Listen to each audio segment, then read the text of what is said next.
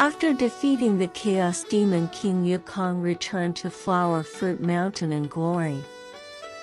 He seized a broadsword and spent his days training the little monkeys, teaching them to cut bamboo for spears, carve wood for knives, make banners, blow whistles, and practice battle formations. They lived in peace and joy for a long time. One day while meditating, Yukong suddenly felt a sense of worry. He said to the monkeys, "We train here every day, but what if our play turns serious? We might alarm the mortal kings or provoke bird and beast kings. They could accuse us of rebelling with weapons. If that happens, your bamboo and wooden tools will be useless against them. We need sharp swords and halberds, but where can we find such weapons?" The monkeys were terrified. They agreed Yukong was right, but had no idea where to get the weapons. Just as everyone was stuck, 4 elderly monkeys stepped forward: 2 red-bottomed macaques and 2 golden-haired gibbons. They said, "Great King, getting sharp weapons is easy. Go east from our mountain for 200 miles across the water and you'll reach Ally country. The city there has countless people, including blacksmiths who work with gold, silver, copper, and iron. You can buy or order weapons there to train us and defend our mountain. This way we can live in peace forever." Yukong was overjoyed. He told the monkeys to wait and set off immediately. With a leap, Yukong mounted his cloud somersault and crossed the 200-mile water in an instant.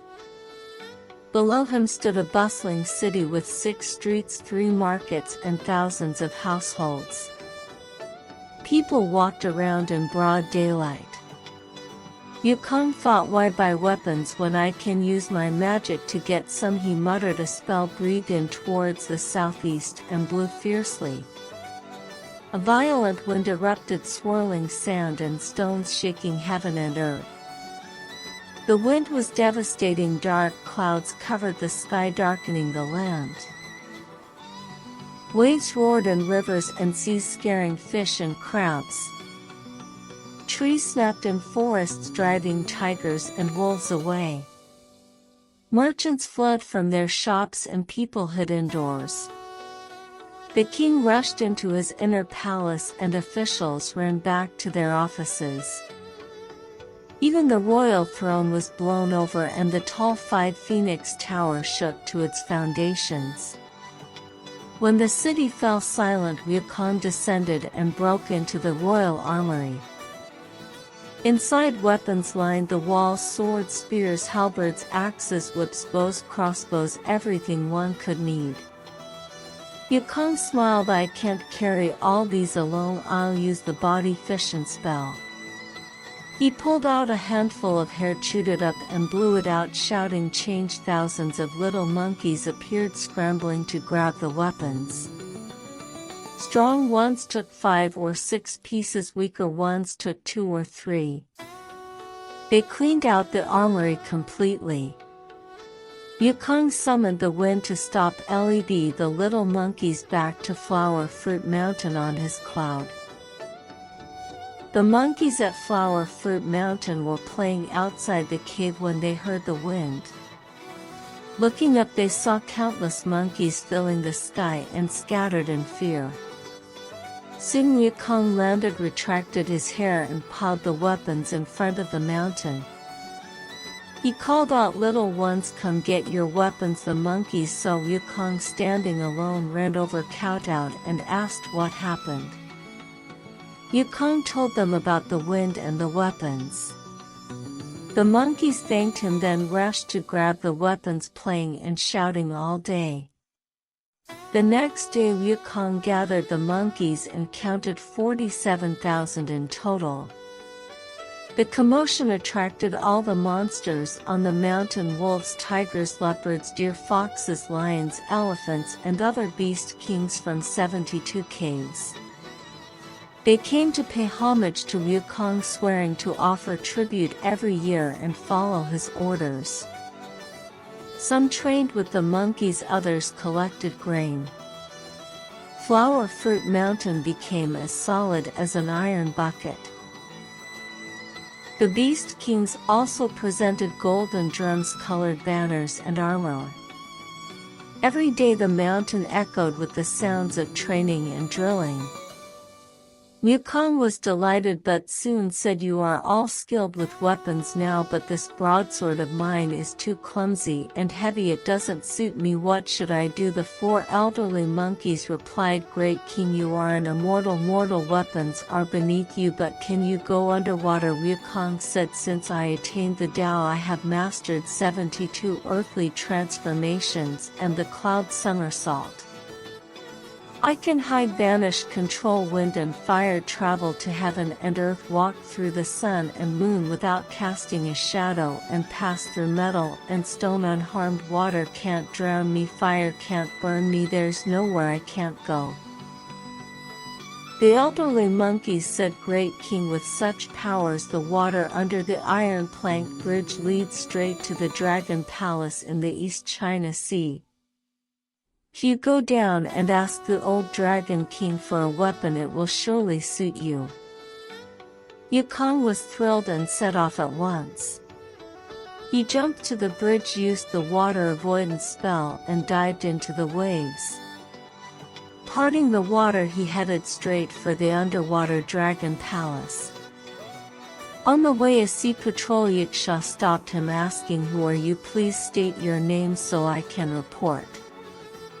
Wukong said, "I am Wukong, a natural sage from Flower Fruit Mountain. I am your old Dragon King's neighbor. How can you not know me?" The Yiksha hurried back to the Crystal Palace to report.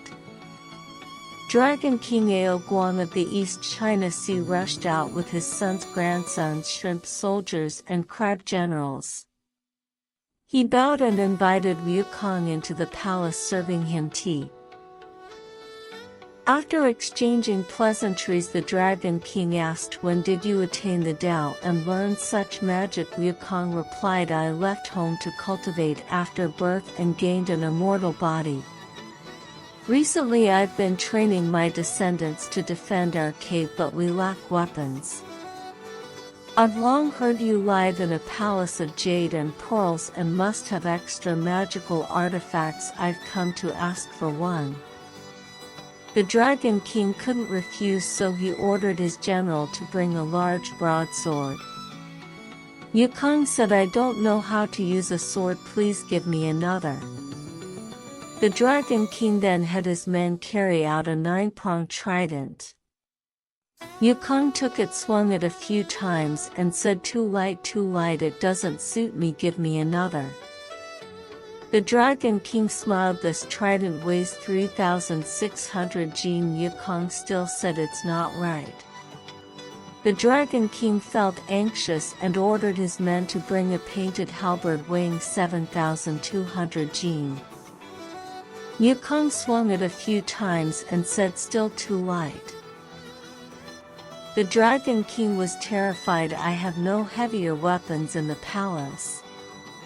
Wukong laughed. As the saying goes, one never worries. That the Dragon King of the Sea has no treasures. Keep looking, if I find one I'll pay for it. The Dragon King insisted there were no more. Just then the Dragon Queen and her daughter came out, saying, "Your Majesty, this sage is no ordinary being. In our sea treasury there is a divine iron from the bottom of the heavenly river. These days it has been glowing brightly with auspicious energy. Perhaps it's time for it to appear and meet the sage." The Dragon King said, "That's a measuring tool you the great use to gauge the depth of rivers and seas. It's just a piece of divine iron. What use is it?" The Dragon Queen said, "Never mind its use, give it to him, let him do what he wants, just get him out of the palace." The Dragon King told Wukong about the divine iron. Wukong said, "Bring it to me." The Dragon King shook his head, "It's too heavy to carry, you must come see it yourself." He led Wukong to the center of the sea treasury. In the distance golden light blazed. The Dragon King pointed, "That's the glowing object." Yukong lifted his robe, approached and touched it. It was an iron pillar about the thickness of a bucket and over 2 zhang long. He grabbed it with all his strength and said, "Too thick and long, make it shorter and thinner." At once the treasure shrank a few feet and became slimmer. Yukong lifted it again and said, "A bit thinner." It slimmed down more. Overjoyed, Yukong pulled it out of the treasury. It had 2 golden hoops on both ends and a section of black iron in the middle. Near the hoops were carved characters: Rui golden cudgel weighing 13,500 jin. Yukong smiled to himself, "It must obey my wishes." As he walked he muttered, "Make it shorter and thinner." By the time he left the treasury the cudgel was 2 zhang long and as thick as a bowl. Yukong waved the Rui golden cudgel in the crystal palace, showing off his skills. The Dragon King trembled with fear. His sons fled in terror. Turtles and snakes shrank their necks, and fish and crabs hid their heads. Yukong sat on the throne and said, "Thank you, neighbor. But this iron is good, but I have no clothes to match it. If you have any armor, please give me a set, and I'll thank you doubly." The Dragon King said, "I have none." Yukong said, "A guest shouldn't trouble 2 hosts. If you don't have any, I won't leave." The Dragon King suggested Yukong check other seas, but Yukong said it's better to stay with 1 host than visit 3. "Please give me something." The Dragon King insisted. He had nothing. Yukong raised the cudgel. "If you really don't have it, I'll test the power of this iron on you."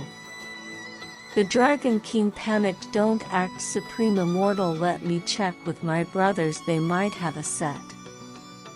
Yukong asked, "Where are your brothers?" The Dragon King replied, "My brothers are Aochin, Dragon King of the South Sea, Aoshun of the North Sea, and Aorun of the West Sea." Yukong refused to go, saying, "I'd rather take what's here than borrow elsewhere."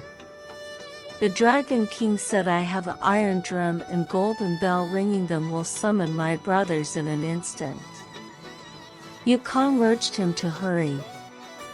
Soon the bell and drum sounds reached the 3 Dragon Kings, who rushed to the East China Sea. Aochin asked, "Brother, what's the emergency?" The Dragon King sighed. "A natural sage named Yukong from Flower Fruit Mountain came to ask for a weapon.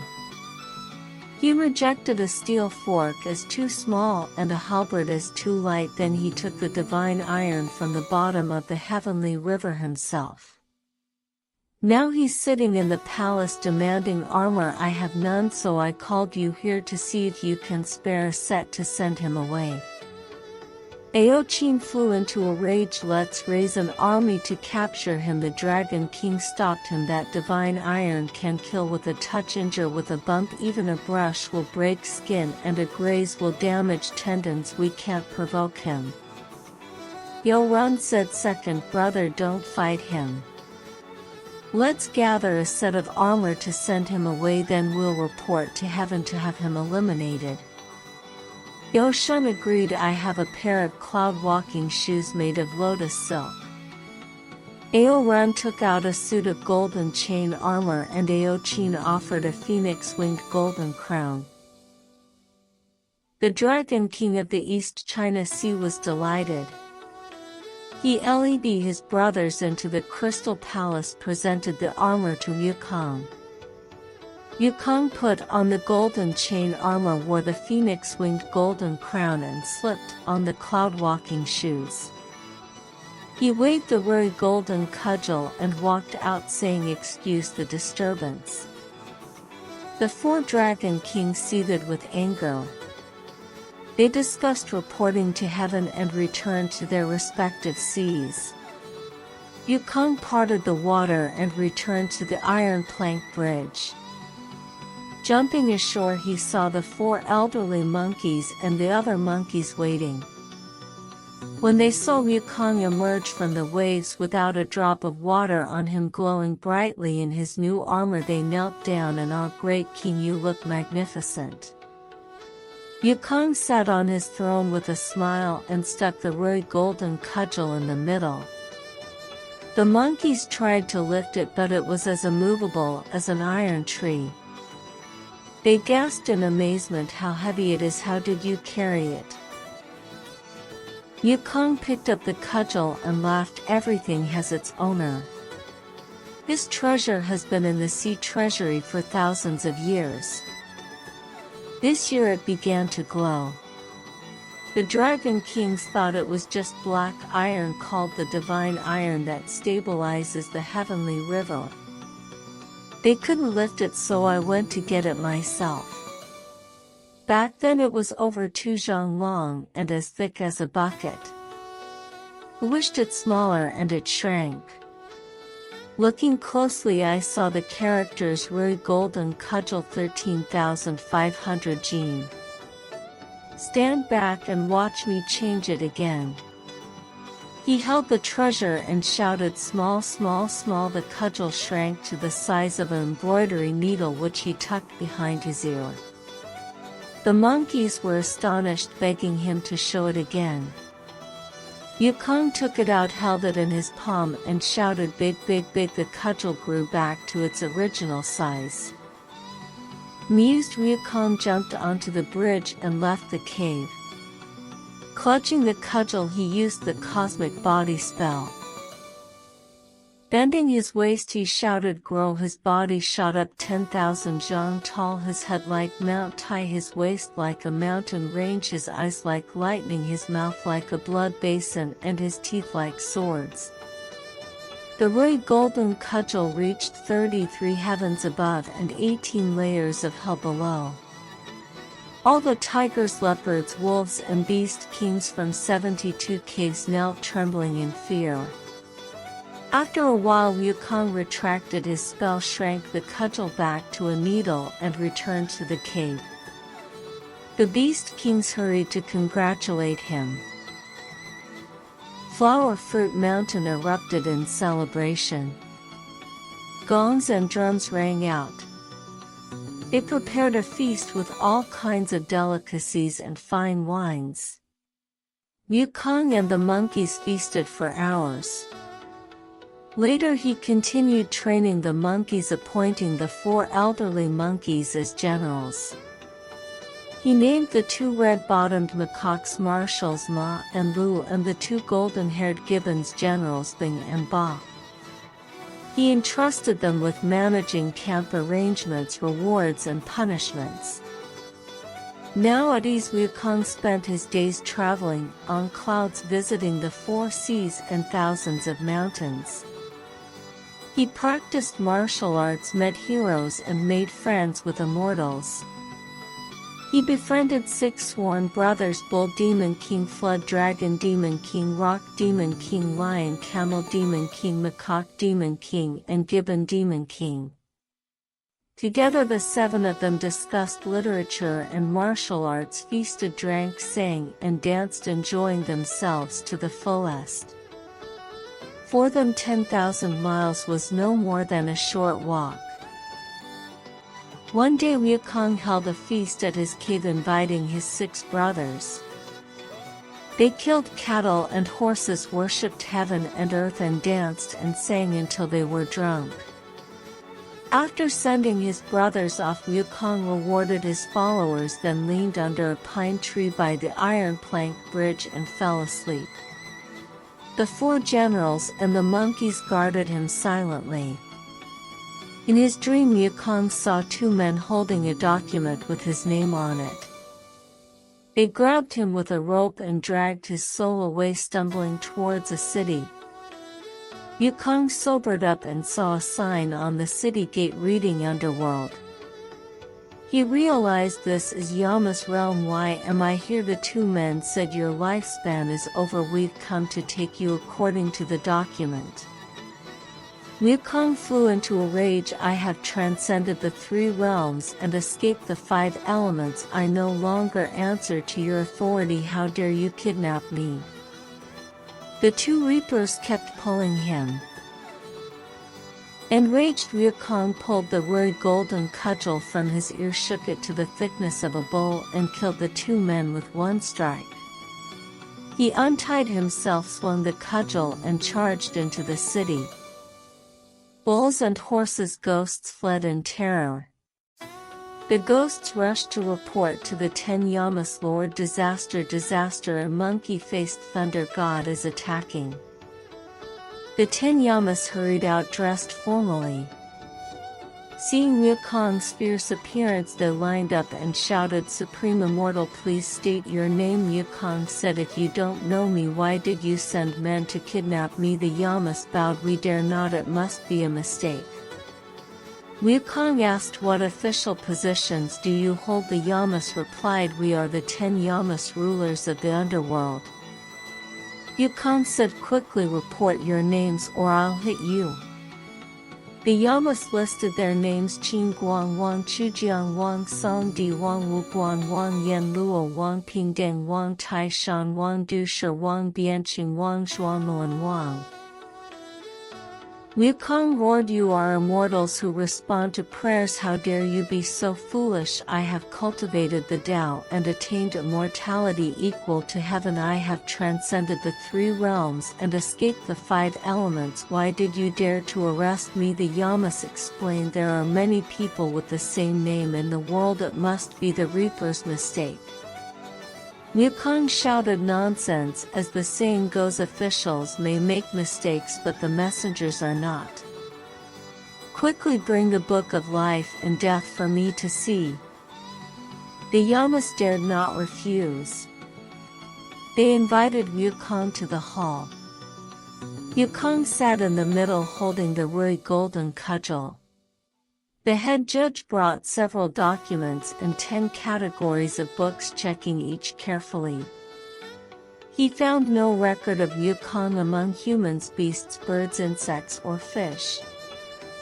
Finally, he checked the monkey category.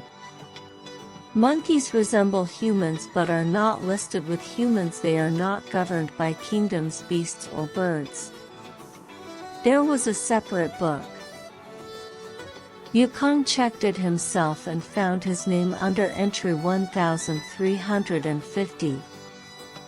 It read, "Wukong, a stone monkey born of heaven, destined to live 342 years and die a natural death." Wukong said, "I don't remember my lifespan, just erase my name. Bring me a brush." The judge hurried to fetch one. Wukong took the book and erased all names of monkeys. He threw the book down. "It's done. I no longer answer to you." He fought his way out of the underworld. The 10 Yamas did not dare to stop him. They went to pay homage to Ksitigarbha Bodhisattva, discussing reporting the incident to heaven. As Wukong rushed out of the underworld, he tripped over a clod of grass and woke up. It was all a dream. Stretching, he heard the 4 generals and monkeys shout, "Great King, how much did you drink? You've slept all night." Wukong said, "Sleeping is nothing. I dreamed 2 men came to take me to the underworld. I realized what was happening, used my magic, and argued with the 10 Yamas. I saw our Book of Life and Death and erased all names of monkeys. We no longer answer to them." The monkeys kowtowed in thanks. From then on, the monkeys of Flower Fruit Mountain became immortal, as they had no names in the underworld. Wukong told the story to the 4 generals, who informed the Beast Kings. They all came to congratulate him. A few days later, his 6 sworn brothers also arrived, rejoicing at the news. They continued to gather and enjoy themselves every day. Meanwhile, in heaven, the Jade Emperor sat on his throne in the Hall of Miraculous Mist, surrounded by immortals for the morning court. Suddenly immortal Qiu Hongji reported, Your Majesty, Dragon King Ao Guang of the East China Sea has submitted a memorial outside the Bright Hall waiting for your edict. The Jade Emperor ordered Ao Guang to enter. Ao Guang bowed and presented the memorial. The Jade Emperor read it carefully. The memorial said, Your Majesty, I, Ao Guang, Dragon King of the East China Sea, humbly report. Recently a demon immortal named Wukong has been living in the water curtain cave of Flower Fruit Mountain. He bullied me, occupied my palace, demanded weapons and armor, and acted violently, terrifying my subjects. The dragon kings of the southwest and north seas are trembling in fear. I knelt and offered him the divine iron cudgel, the phoenix-winged golden crown, the golden chain armor, and the cloud-walking shoes, sending him away. Yet he continued to show off his magic, only saying, Excuse the disturbance. He's invincible and hard to control. I beg you to send heavenly troops to capture this demon so that the seas and mountains may be peaceful and the mortal world safe. After reading, the Jade Emperor ordered the Dragon King to return to the sea, promising to send troops to arrest Wukong. Ao Guang thanked him and left. Next, Heavenly Master Ge Xianwen reported, Your Majesty, Qin Guang Wang of the Underworld has brought a memorial from Ksitigarbha Bodhisattva. Maiden passed it to the Jade Emperor, who read it. The memorial said the Underworld is the realm of ghosts. Heaven has gods and earth has ghosts, maintaining the cycle of yin and yang. All living beings are born and die. This is the natural order. Now Wukong, a stone monkey from Flower Fruit Mountain, has acted violently, refusing to obey summons. He used magic to kill the underworld messengers, frightened the 10 Yamas, caused chaos in the underworld, and erased names from the Book of Life and Death. This has made monkeys unrestrained and long-lived, disrupting the cycle of reincarnation. I humbly beg you to send heavenly troops to capture this demon, restore order to yin and yang, and bring peace to the underworld. The Jade Emperor ordered Qin Guang Wang to return to the underworld, promising to send troops.